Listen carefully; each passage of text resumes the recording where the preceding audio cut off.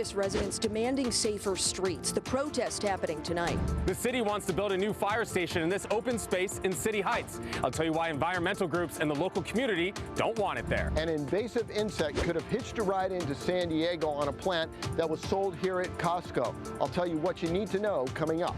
Each year, thousands of people try to score a spot as a volunteer. So what does it take to earn your way in to Comic-Con? Cooking Italian, just the way her grandmother taught her. I mean, Chef Maria at Solare, coming up in the Zeppeli zone. 3 children have been hit and killed by cars on the streets of Encinitas since 2023. Tonight, community members are gathering outside City Hall saying enough is enough. Good evening and thank you for joining us. I'm Carlo Cicchetto. I'm Stephanie Simmons in tonight for Marcella Lee. That protest started within the last hour. News 8's Steffi Roche joins us live now with more from there on this. Steffi, what's happening right now? Yeah, well, the protest organized by Safe Streets Encinitas, it just started about 30 minutes ago. And really, people are out here outside City Hall calling for an end and calling for the city to do more to stop traffic violence. Now, you may recall we have extensively covered that on July 10th, 17-year-old Serafina Rose Fadick was hit and killed by a car when crossing Camino del Norte. Tonight, the mothers of children hit and killed by cars in Encinitas will be speaking out, including the mother of 15-year-old Brody Champlain Kingman. She's actually speaking behind me right now, and he was killed in an e-bike accident in 2023. And we're also going to hear from the mother of 12-year-old Emery Shalakian, who was hit and killed when crossing the street in 2025. Now, Safe Streets Encinitas, they are calling on the city to hold an emergency town hall meeting and to declare a state of emergency over repeated pedestrian fatalities. Have been playing by the rules. We have been coming to City Council. We've been talking in the 3-minute time slot, and we want to come and say everything we want to say.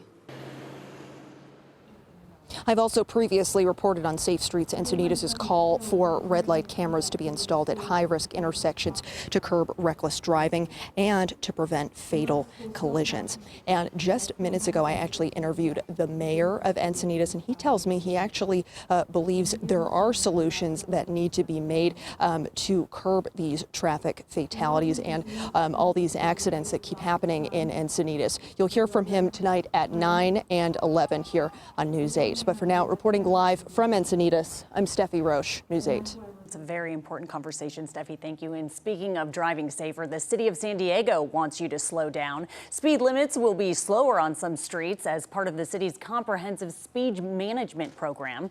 Streets with higher numbers of fatal or serious accidents, safety corridors, and areas with high pedestrian activity could see the speed limit go down by 5 miles per hour. School zones could drop to as low as 15 miles per hour, and business districts could go down to 25. A proposed new fire station in San Diego's City Heights is facing growing opposition, even as the city says the project is critical to improving emergency response times. Environmental groups say they support a new fire station. But they argue the city chose the wrong location for this. News 8's Alex Cheney joins us live with the details. So, Alex, why are they saying it's the wrong location? Well, Stephanie, they say that, yes, it's good to have a new fire station, especially in an area that the city says has some of the worst response times in the entire city. However, the opposition for this new fire station says that this is going to come at the cost of valuable open space. Public safety and environmental stewardship are not competing priorities. We can and we must achieve both. Environmental groups and community members rallied today against the city's plan to build a new fire station on a hillside near 47th Street and Fairmont Avenue in the Webster neighborhood.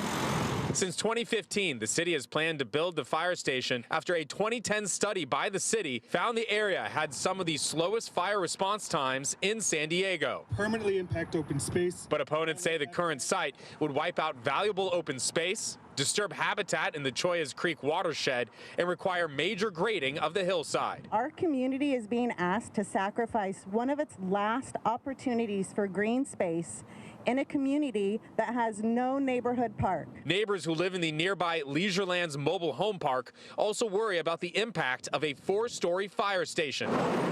saying the only road in and out of their community could become more congested. We will be hearing the sounds. We will be hearing the fire trucks and the rumbling as the sound carries down to the canyon. Tyler Becker, the city's engineering department spokesman, said the city is not commenting until the environmental impact report is completed and returned, but did say next steps include completing the EIR, issuing a development permit, and securing full funding for the project. In 2014, the city says the project was estimated to cost $12 million.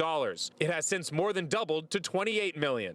If city staff approves the plan, opponents will have 10 business days to file an appeal, which would send the project to the city council for review. That is not good planning. Charles Riley, the deputy director of Sierra Club San Diego, says the city did not seriously consider other possible locations and has not given the public the opportunity for a hearing with city council to this point. The community, all these people behind me, deserve a voice.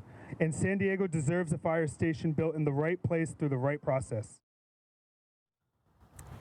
The city says the fire station continues to be of high priority because of those slower response times in the area, while the opponents really want the city to take another look at those alternate locations that won't take up their open space.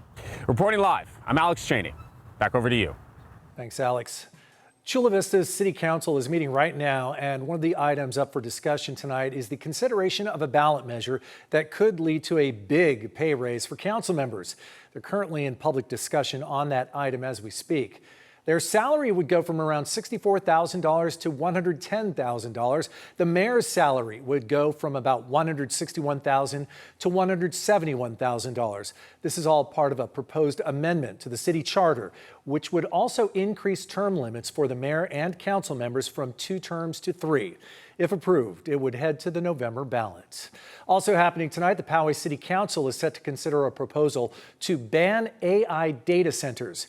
Mayor Steve Voss and Councilmember Anita Edmondson say these facilities demand too much from public infrastructure, including the electrical grid and water supply. They want to draft an ordinance to prohibit the development and operation of standalone commercial data centers in the city. That meeting gets underway at 7.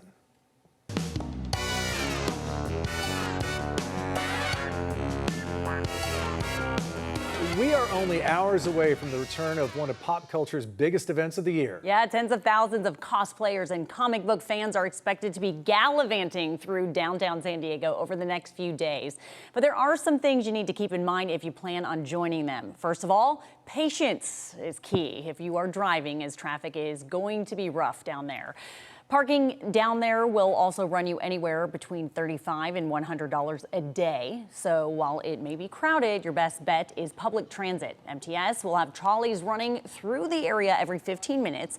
San Diego police will also be out ensuring that everyone stays safe. They suggest keeping an eye out on your surroundings and to report anything suspicious. Historically, most of our calls for service have been medical related. So we encourage people to hydrate, especially if they're in the awesome costumes like behind us. I know those things can get hot, so we encourage people definitely to take care of themselves. And temperatures climbing in the next couple of days. The hydration reminder that is extra important for folks. And more than 100,000 people are expected to be inside the convention center for this year's Comic-Con. Over the course of the whole weekend. But behind the scenes is an army of unsung heroes keeping it all running. News 8's Abby Black has more on the competition to become a Comic-Con volunteer and the super perk that comes with it. Comic-Con starts this week, and getting into the convention center doesn't always mean buying a badge. Each year, thousands of people try to score a spot as a volunteer. So what does it take to earn your way in? Comic-Con is a massive beast. Up to 150,000 people descend on the convention center. Behind the cosplay and the crowds, there is a heartbeat that keeps the universe alive. We have about 6,000 to 8,000 volunteers. David Glanzer's not just the voice of Comic-Con, his fandom started 48 years ago. I started attending in 1978. I was like, oh my gosh, these people are like my tribe. Then he started volunteering and was later hired as their spokesperson. And then in 1984, before, they said, hey, you know about publicity. Do you want to help out in the PR department? Like Glanzer, many senior staff start off volunteering, but it's not a gig that's easy to come by. Thousands apply. The criteria really is those who've done very well and want to come back. We would love to have them back, so they kind of get first dibs on placement. There's no interview. You find out by email, often within a day. Applications have changed over the years. The minimum age is now 17, and each shift is at least 3 hours. Traffic flow, bag stuffing, handing out badges, lanyards, books, things like that. Line Control has its own department, making sure booths are staffed, but the biggest perk, a free badge usable before or after your shift. Obviously, people want to come because they want to experience the convention. That makes sense. We all do. But even as a volunteer, you have a job to do. And, if you're dedicated to that and you do a good job, we'd like to have you back. 2026 volunteers are booked, but registration opens again early next year in 2 rounds. Returning volunteers get first dibs, then it opens to the public. You'll need a Comic-Con member ID to apply, and starting in 2027, the minimum age moves up to age 18. You have to have a desire, and I think if you have a knowledge of pop culture and comics and all that helps. At Comic-Con, Abby Black, News 8. People plan their whole year around this, and it is so awesome that we get to call it home. It's awesome. And that route to getting a pass, we have some people here who have volunteered and are volunteers this year. They say it's well worth the effort. Yeah, so one of our producers. If you're looking for a different angle in, there you go. So many people coming in town for it. A lot of lightsabers going through TSA right now. So many. So many. Okay, by the way, our coverage of one of pop culture's biggest events of the year does not stop here. Yeah, from the humble beginnings in a hotel basement, if you can believe it, to the global cultural phenomenon it is today. We take you inside the history of Comic-Con. You can stream it now on our free CBS 8 app. And stay tuned. Thursday morning, as our morning team will be live from the convention center.